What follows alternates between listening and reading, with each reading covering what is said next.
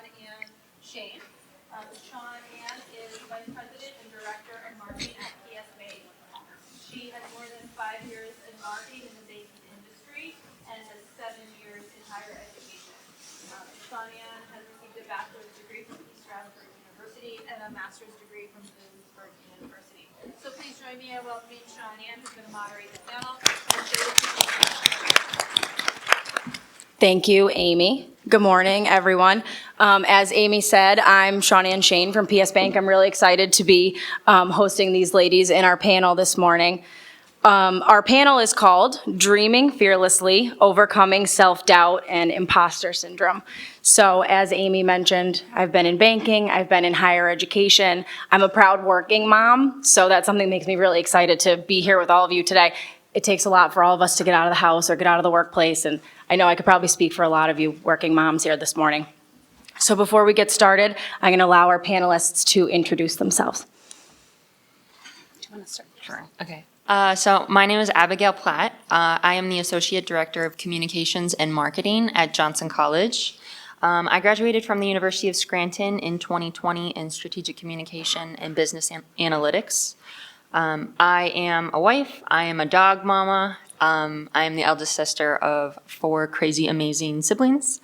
And in my spare time, I love hiking and I love art. Hi, everyone. My name is Kelly Young. I'm 24 years old. I work for Intermetro Industries. It is an international storage solutions company that's headquartered in Wilkes-Barre. I am a sales coordinator for the commercial products and healthcare markets. It's my first job out of college. I've been there for 8 months now. I graduated from King's College with a Bachelor's of Science in International Business with minors in Finance and Marketing.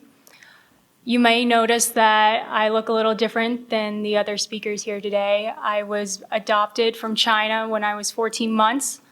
China had a one-child policy that favored the boys over the girls, and so the girls were placed in orphanages and placed for international adoption, and I ended up here in NEPA. I love traveling. I visited 28 countries. I love learning languages, especially the Romance languages, and I love living abroad. So I was an exchange student in high school for a year in Argentina. And then in college, I did a semester abroad to London where I studied and also worked for an international voiceover talent agency. It's hard to start after that. My name is Katelynn Nichols. I am a CPA at Colley Johnson & Sanders in Clarks Summit. I have been there for 10 years. I have been partner for 5. I graduated from Keystone College in 2013 with a bachelor's degree, and I am also a dog mom. I have a 102-pound Rottweiler at home, who's the love of my life. So yeah, that's it. Thank you, ladies. So before we dive in, a quick show of hands. How many of you have ever second-guessed whether you really belong in the room, even after earning your spot? So you're definitely not alone, and that's exactly what we're here to talk about today. How to face those doubts, embrace your worth, and keep dreaming fearlessly. So let's start with something many of us have felt, but we don't always talk about, imposter syndrome. We're going to share some personal stories about when we felt it most strongly and what helped us move through it. Abby, Kelly, and Katelynn. Abby, I'm going to start with you. Can you share a personal story of when you felt imposter syndrome? So I would say that I felt imposter syndrome most at my first full-time job. I graduated in the height of COVID, and it was really difficult to find a full-time job. And so when I finally landed a role, I was so excited. So I held a position as an office admin for a startup. And not long after starting, I was actually diagnosed with thyroid cancer, and I had to start my treatment pretty quickly. So a few weeks into my first job, I had to go down to Philadelphia, have my thyroid removed, go through radioactive iodine, and I was very immunocompromised after that. And I also lost my voice because I was having issues with my vocal cords, and I had to go through physical therapy for that. So all the while, COVID was spreading rampant in my office, and my doctor asked me if I could try to work remotely for my safety. And I was very fortunate that my company agreed to let me do this. But I still had to work. I worked 8 to 4 during the day, and then there were other things that I needed to address as far as physical work went. And so I would wait until everybody went home for the day, and I would have my husband drive me to the office at night for about an hour or two because I couldn't drive myself.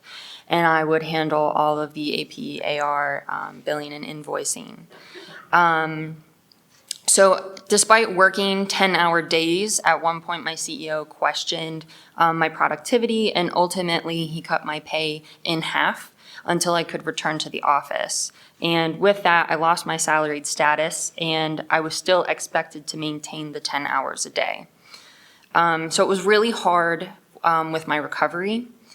But I was just so grateful that given what the entire world was going through, that I still got to keep this full-time job. And I was willing to give them anything and everything that they needed.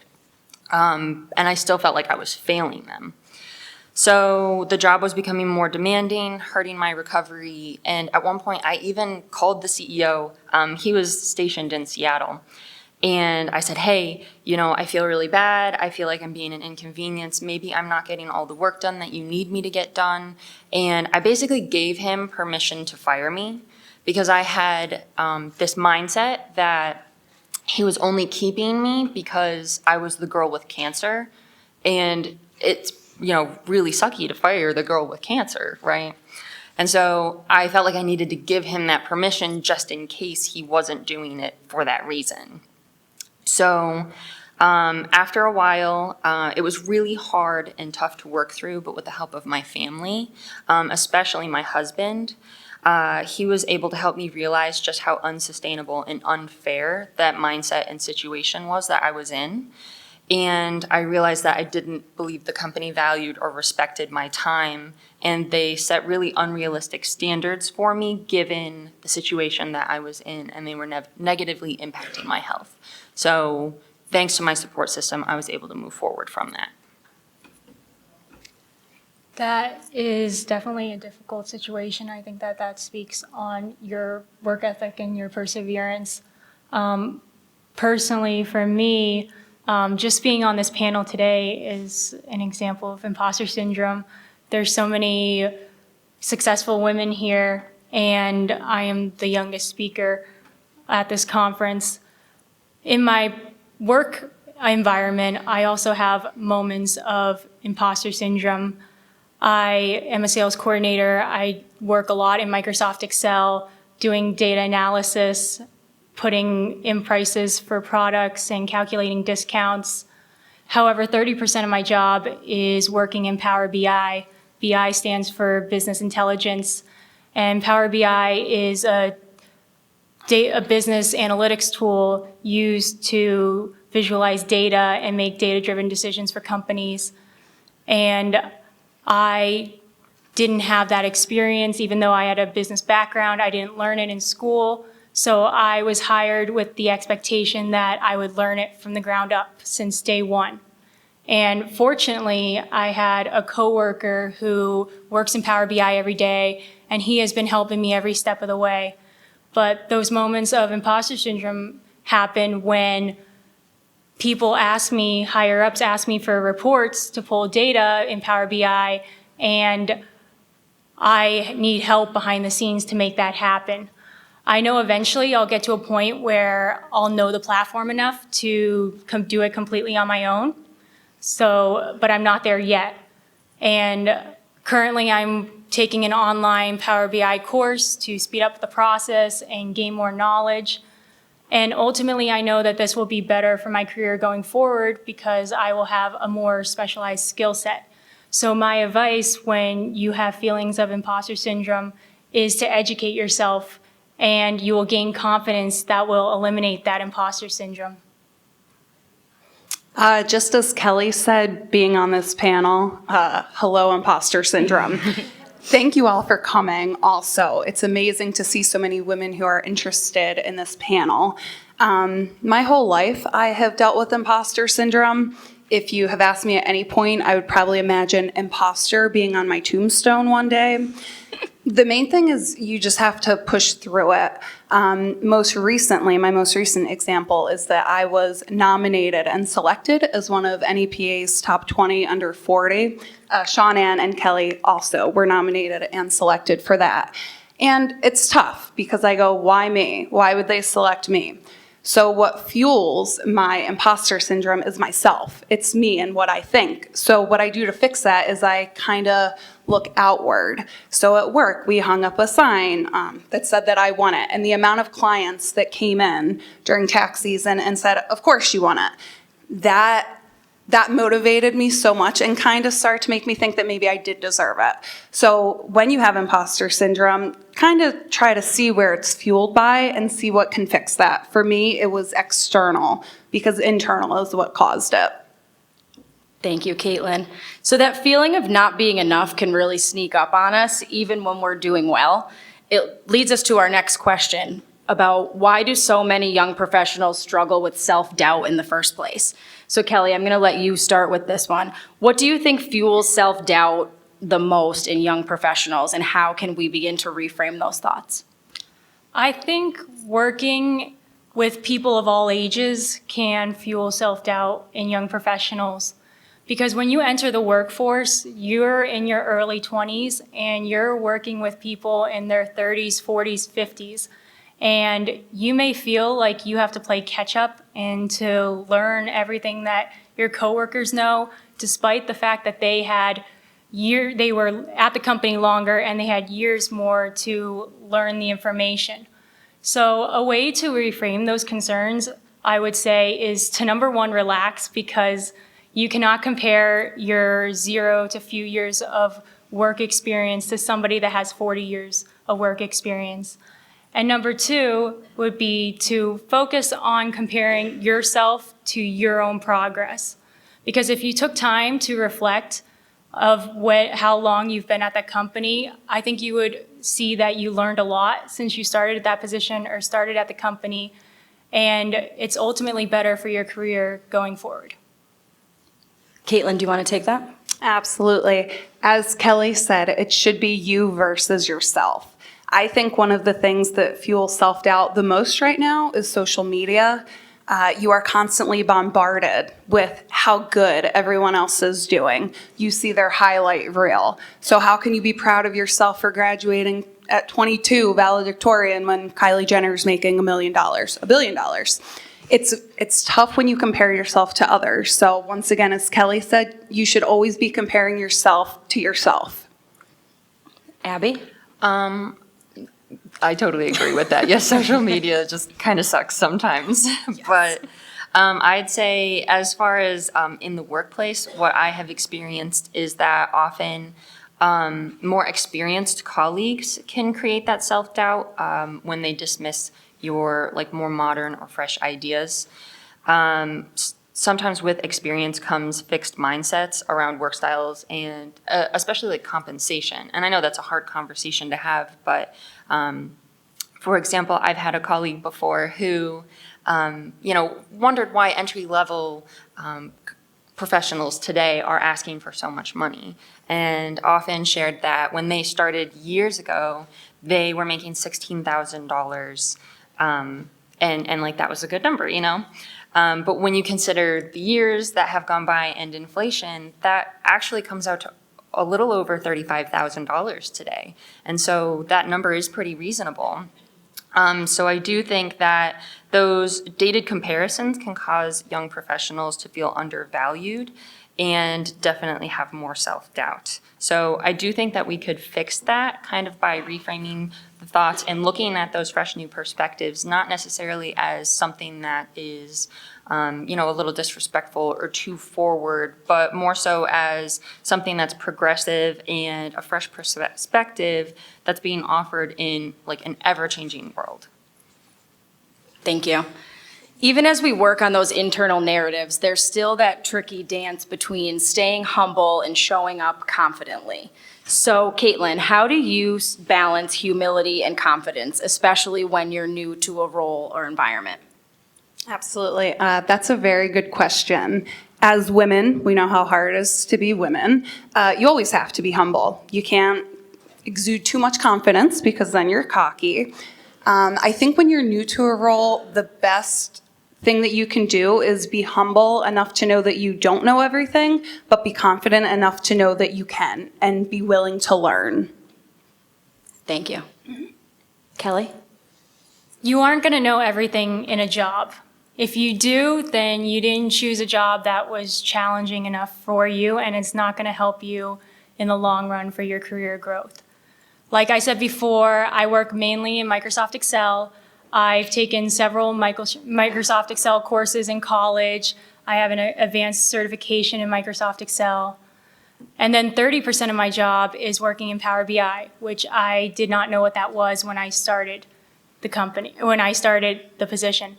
But my boss thought that it was something that I can learn and I could still thrive in the role that I'm in. So I have confidence in my Microsoft Excel skills.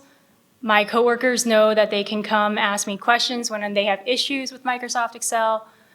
But I have to have humility when it comes to Power BI to be able to ask many questions to my coworker who knows more about Power BI. So it's important to be proud of your strengths and recognize them, but also know where you can grow and learn and find those people to help you along the way. Thank you. I would just like to build upon that. I would say that you should come in with confidence, but take it slow. You can't assume that you're coming into a role with all of the answers, and there are processes that were in place long before you got there. So you need to take the time to understand those processes and learn from other people. Balancing humility and confidence means that you understand your value, but you're also open to learning from those around you. Thank you. So part of that balance also comes from what we do daily, our habits, our mindset, and who we surround ourselves with. And we're going to talk about that next. Kelly, what daily habits, mindset shifts, or support systems have helped you stay grounded? I think it is so great to be young and to have your whole life in front of you. I'm a big believer in vision boards and bucket lists. I have my vision board bucket list on a Google Docs on my phone, and I look at it frequently because I update it frequently. I majored in international business because I always envisioned myself working for an international company, which I am, and working abroad, which that part I'm still working on how to make that a reality. But your career path isn't linear.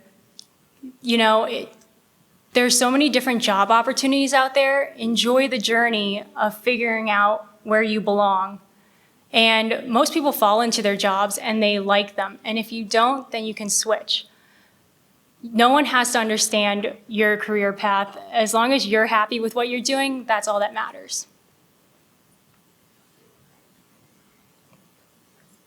Which one? Whichever you want. Maybe, if you don't mind, I'll go next.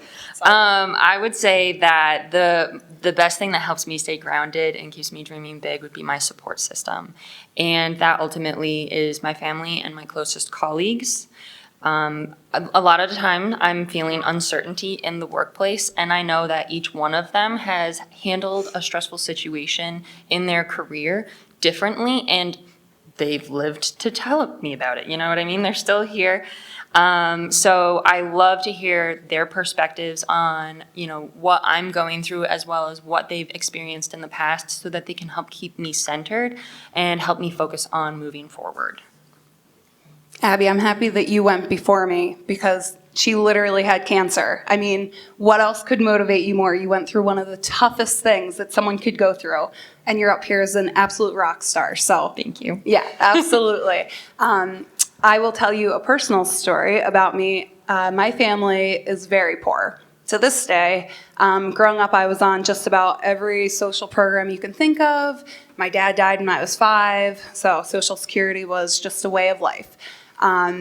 As I was growing up, though, I saw that that's not what I wanted for myself. I didn't want that to continue. So what motivated me was seeing where I came from and always envisioning where I wanted to be. Then when I was 16, my sister had my nephew, who is also the love of my life. He's now 17, which blows my mind.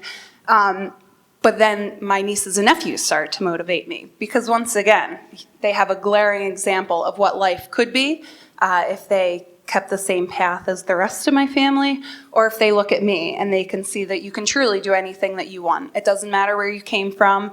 If you just keep your eye on the prize, you can get there. So that's where my motivation has come from. Thank you. So of course, no matter how grounded we are, we still experience fear. The real challenge is knowing how to interpret it when it arrives. So let's talk about that next. How do you know when fear is a sign to pause versus a challenge to push through? And I'll let you know that the girls and I talked before the session, and this was the trickiest question. So, we'll see what they come up with here. And I think what we all kind of agreed is there is no real answer about when to pause and when to push through. It's, it's scenario based, but I'll allow the girls to give, their interpretation of when to push through and when to pause.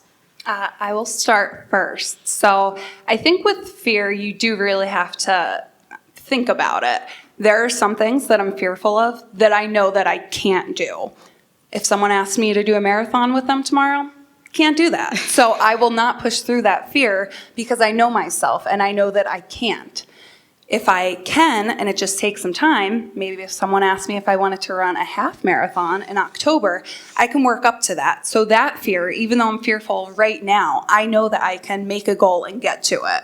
So I think that you really just have to think of what you can and can't do and be honest with yourself. If you really know that you can't do something, I wouldn't recommend pushing through that fear, but just trust yourself with that. I would say gut feeling. You know when you're headed in a direction that you don't want to take.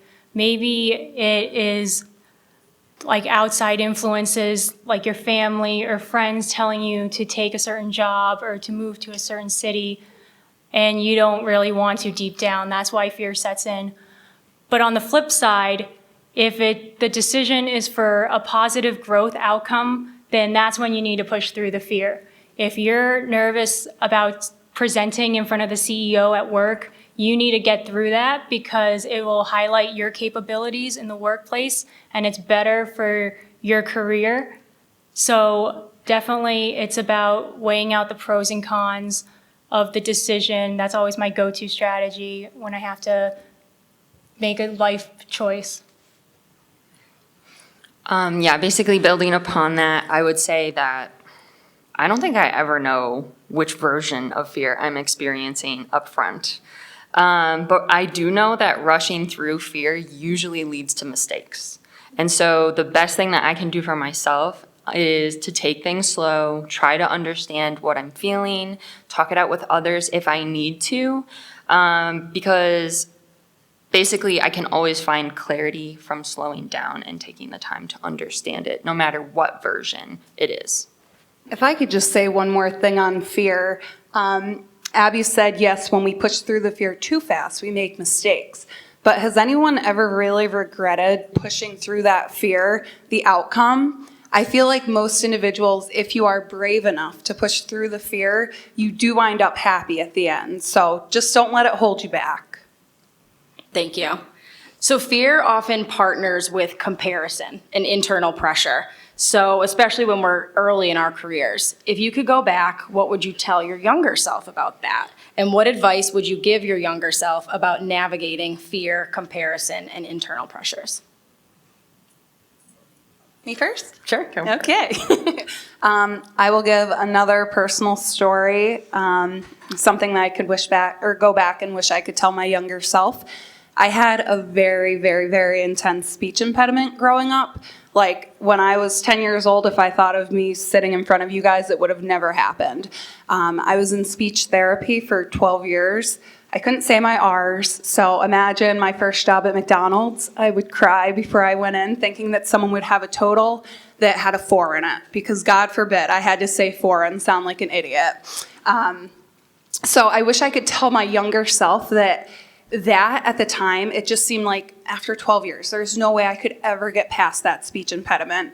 But once again, I worked through it. I kept up with my speech therapy, and I got through it. So I would just use that as one example to my younger self. I would also tell her, I literally wasted so much of my life worrying about how that would hold me back. And I wish I could go back and say that what I thought was my biggest flaw was not, and that nothing will hold you back unless you let it. I would tell my younger self that if you don't have fear, then you don't care about it enough. If you don't have fear of moving to a new city or taking a certain job, then you don't care about it enough. Fear is not always a bad thing. It's the borderline of entering new growth. And once you push past that and get to the other side, you'll be more confident and better off. Something that I really stand by today is that, you work so that you can live. You don't live so that you can work. And when I was starting my career, I didn't grow up with a lot of money either. And I learned the value of $1 pretty young. And it was always about the money for me. I was like, how can I help myself? How can I help my family? It's to, grind really hard and work as many jobs as I can. I had all the part-time jobs through college and then still through the summer after graduation while I was figuring things out during COVID.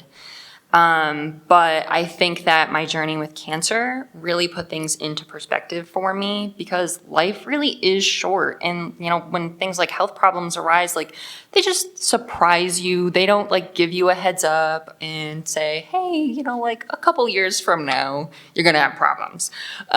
So I think it's really important to keep that in mind. And when your job starts to take a toll on you and your health and your personal life, it's time to reassess the boundaries and expectations that you're setting for yourself, and also that you're letting your, organization to set for you. Employers are always going to expect your best. That's what you're supposed to do. You show up and you give it your best every single day.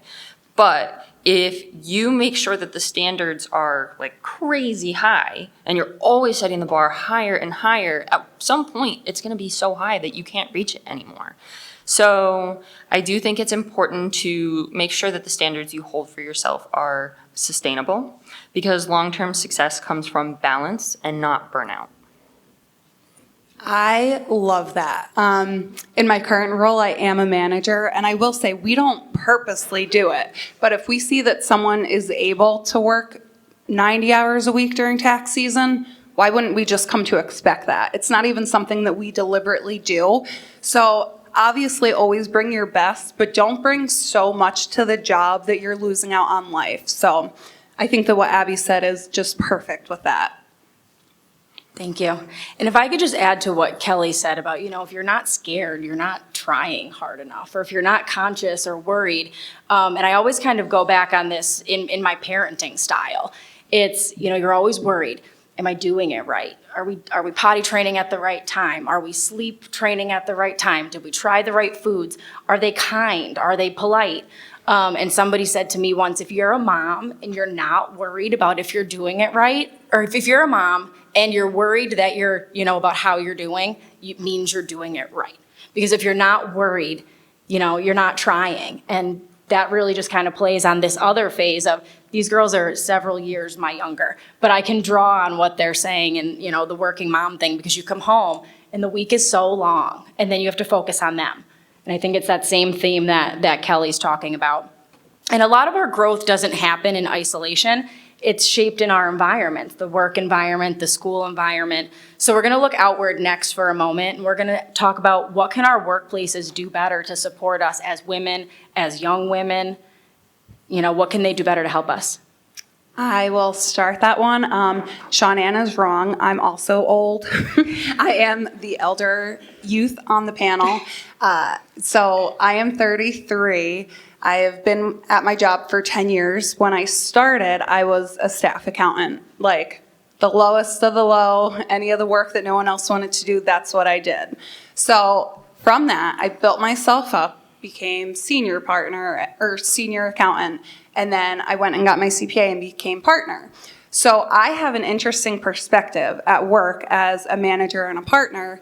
I'm 33. I came up from the bottom. My other partners are at least 60. They're all double my age. So they kind of lose perspective the older that they get. Abby mentioned starting wages. They'll go back and go, when I started out, I made $16,000 and I was willing to work 100 hours a week. That's nonsense. No one wants to do that these days. So as managers, if you want to be a good manager, you kind of have to meet your employees where they are. You have to understand their strengths. And, maybe they can work 60-hour work weeks and be great with that. I think that what happens so often is that the older that managers get, they just lose that perspective of what it was like coming in as a new person. We're going to make mistakes. We're going to make a lot of mistakes. I think if they just keep an open, clear mind and they're willing to help foster the younger employees, it makes all the difference, honestly. I'm going to expand on that. And I think it's important that work environments have an open door policy when it comes to asking questions and have a positive growth mindset environment. Having coworkers that are willing to help you is very important, and it makes all the difference. And like she said, you're going to make mistakes. It's important that the workplace doesn't scrutinize those mistakes, but instead focus on what was learned from them and how to prevent them going forward. I would say that one of the most impactful things that a workplace could offer is potentially training managers and supervisors on best practices for listening to and communicating with their teams. I'm actually just going to give a little shout out right now. This guy here in the middle, his name is Doug, and he's my supervisor. And he only came here today for this session so that he could see this and support me. So, thank you. I am very, very lucky and fortunate to have him as a supervisor because he is always willing to listen to me. No matter what I have to say, whether I'm coming in hot in his office and I'm like, oh my God, I'm so stressed and this is like freaking me out, what are we gonna do? Or I have new ideas and they're crazy ideas. He listens to everything, even if he can't act on them. And then when he can advocate for me, he advocates for me. And I think that is so important for morale in the workplace, is just feeling heard. Even if the person above you cannot help you just yet, they're listening to you and respecting you. So he has made a huge difference for me in my career. And after having him as a supervisor, I realized what I was missing with my last employer. And he has really shown me how powerful and that kind of leadership and growth can be for my confidence in my career. And I think that would translate for pretty much anybody in the workplace. I'm going to speak to that once again. Coming from a manager's position, being an advocate for your employees also makes such a big difference. Employees don't know what they don't know. Once again, employees make mistakes. If you are always not advocating for them, taking up for them, they're going to start to feel defined by those mistakes. So always be their champion and make sure that you advocate for them. Thank you all for sharing so honestly. It's clear that while self-doubt, fear, and pressures are real, so are resilience, community, and self-belief. We're going to keep building spaces where both can exist. I'd like to give my panelists one last chance if there's any closing thoughts, and then we could take some questions. No closing thoughts? Do we have any Maybe, questions? wait, I have one closing thought. sure. This is something that we had to do at Johns College. We did this little training, and it felt like a little dumb at the moment, but I look back on it and I think that it's so cool, and I push this on my colleagues all the time. But basically, remind yourself that you rock. No matter what you're doing, you rock. Tell yourself that you rock. Tell your colleagues that are doing a good job that they rock, because sometimes it's just really, really nice to get an email from somebody else when you did something right and they tell you that you rock. Amen. Thank you. And you guys all rock today. Really good. Do we have any questions for our panelists or comments?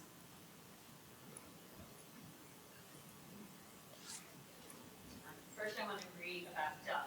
As a fellow old-time coworker, thank you.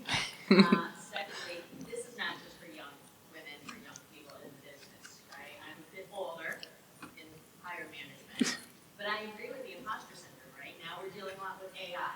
dealing with all these things and lingo I don't understand. And so I have to go to my yoga colleagues who are using AI proficiently in college, right? And I go, what do I do? And they said, just speak to it and it'll tell you the answer. And I'm like, I wasn't that when we were in school, right? And things like that. So this imposter syndrome happens across the age group. So just, the way that we can work on these things, again, remember we always drop and ask a lot of questions and we'll succeed. If you don't walk through that fear, because you know what? Is it going to kill you? No. Is it going to get you better? Yes. So great job, ladies. Thank you. Thank you. We should have had you on the panel with us. Comments, questions for our panelists? Hi, I'm Sarah from Pennsylvania American Water. I also graduated in 2020. It was a crazy time. For sure. So I'm 27. I've been in the workplace for 4 years. And I've overcome a lot of those little initial things that you talked about. But I work in engineering and construction management. I went to school for engineering, didn't know so much anything about construction, and then had to tell contractors what to do and how to do their jobs. And something that I still struggle with a little bit is, like, obviously not everyone's going to like you. And if you make a mistake, sometimes people can react negatively, but it still, like, affects me. I don't like when people are negative or, like, obviously, like, you're not meshing with, and I don't know how to not take it, like, personally. And I don't know if that's something that you guys have also struggled with and have gotten to the other side of. I certainly struggle with that to today. I will once again be completely honest with everyone here. I, a couple years ago, started an anti-anxiety medication because I couldn't push past that. I would go home and be so worried for days. What if this person doesn't like me? What if they think that I'm stupid? I have a couple older male clients who, for some reason, don't want to talk to me. They only want to talk to the older man partner. So I'm sure for you working in construction, you're dealing with men, and they don't want you to tell them how to do their job. So once again, I think sometimes you just have to push past that. You're a rock star. Not everyone will like you. That's the honest to God truth, even if we want people to like us a lot. So I think that you just have to take a step back and remind yourself, you're there because you're qualified. You're there to do your job. And if they don't like it, that's kind of on them. It speaks more to them than it does to you. She gave a really good answer. I'll just expand upon it a little more. I think that, not everyone's opinion should be taken at the same value. So that's the key. Everyone handles stress differently in the workplace, and obviously how you would be more positive, it sounds like, not everyone's mindset's that way. So understanding where other people are coming from, that they just maybe react differently to different situations. But you can only control yourself, and you deserve to be there. You deserve a seat at the table, and you got it for a reason. So focus on that. You have the skill set to be there, and you deserve to. Yeah, I totally agree with that. Obviously, if you're there, you deserve to be there. I will say that I feel that all the time. I am here to please, you know what I mean? I want everybody to be happy with everything that I've done, and that's just very unrealistic. So, you don't, basically, if you're overthinking it and you're really worried about what everybody thinks about you, you're taking that home with you. The only person that's hurting is you. So just remind yourself that you're doing a great job, do the best that you can, and that's what you can offer them, You don't have to be friends with everybody, and that's okay. Thank you. I'm a teacher, tank mechanic, and some of what you're saying is, like, really resonating for me, but we're doing a really good job, I think, of preparing our students to go to these great schools, and they leave really confidently, and then when they get to these schools, they're leaving kind of big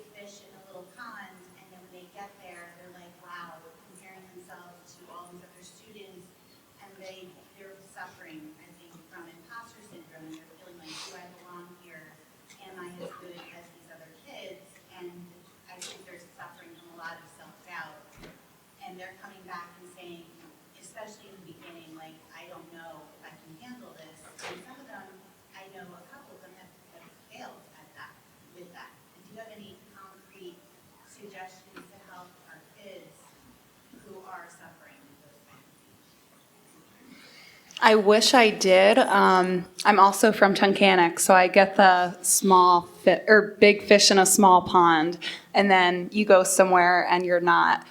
Honestly, therapy, I would say, might help them through that. I did get some laughs with that, but I do think that it truly would. I don't know if there's anything that you can tell them or do for them that would help them. That's just kind of something that they have to work through mentally, in my opinion. When you enter the workforce, you cannot compare against even your coworkers who are around your age, because even though you are all together in that same company, you're not going to end up together. Like, think of how the job market changed. People switch jobs a lot, the younger generation. So there's no use in comparing your job to somebody else's, because every job's different anyway. And you're started together, but you're not going to end together. So you can only focus on yourself and making yourself better. I just want to clarify. So they're struggling while they're in college right now. Is that what you're saying? So I did struggle a lot when I went to the University of Scranton. I only went there because I got a decent scholarship and I could commute. I really couldn't afford to go to a school that was further away. And when I went for pre-vet because I was going to help dogs. I love dogs, you know? So there were a lot of signs pointing at the fact that I wasn't very good at science, and I was like, you know what, I'm going to do it. My parents are really proud of the fact that I want to be some sort of doctor, so let's just push through, you know? And I got there for my first semester, and in order to keep my scholarship, I needed a 3.0 by the end of the first school year. And the science classes just were proving to be so difficult. And I was so fresh, I didn't have a support system yet to help me get through those. And my parents didn't know how to help me with it either. And so by the end of the first semester, I had aced everything except for bio and chemistry, and I had a 2.4. So I had one semester to get back to a 3, and I had to pivot. I took a course over intercession to bring the grade up, and I changed my major to communications because I really had to sit down and think about what my strengths were. When I changed the major, I worked really hard through the spring semester, and I was able to bring my GPA up to a 3.05. So I got to stay. But after that year, I really needed to take a better look at what I was doing, because when I went to advising, all they had to offer me was, well, you work a part-time job, so you won't get better with school until you quit your job and put all of your time into school. I couldn't afford to quit my job. So I found a group of friends that were better suited for my needs. They were able to help me when I needed, rather than just having, a handful of friends that didn't really care and just wanted to go out and party. I found a good support system in them. I went to relatives who had experienced college, which my parents hadn't, and they were able to help me a little bit more. But also, I tried to take advantage of some of those resources on campus. I know, at least at the University of Scranton, they offered free counseling sessions. And so I started seeing a counselor every week, and she just kind of helped me pull my emotions in, keep them in check, and helped me stay on track with my workload. And that was great. That got me through. I actually asked her if she would still talk to me after I graduated, and she said she could not do that. I will say very quickly too, maybe as a teacher, we should also start to teach our youth that failure will happen. If they start out at college and they're failing and it's tough, it happens. It's truly what you do with that. So they have to accept the failure and kind of move on from it. So for a concrete answer, if they don't want therapy, I guess I would say just make sure that they know that failure is a part of life. Everyone here has failed at something. Mm-hmm. And to keep in mind that, they're so young. How do you know what you want to be at that age? Just show of hands, who still doesn't know what they want to be when they grow up? Me. And all of you, yeah, we're still feeling it. And so when you're 17, 18 years old, how do you realistically know what you want to be for the rest of your life? They just need a good support system. Yeah, absolutely. Thank you. Thank you, Abby. That was actually a great lead into our closing here. I want to thank everybody for being here with us today. Thank you to our panelists. And to kind of echo the theme of our conversation, you belong in every room you walk into. So, you know, whether you've been in the business for a long time or you're new breaking in, I hope today helped you feel more seen, feel more confident in the workplace. At the end of the day, we're all just trying to make it. Thanks, everyone. Thank you.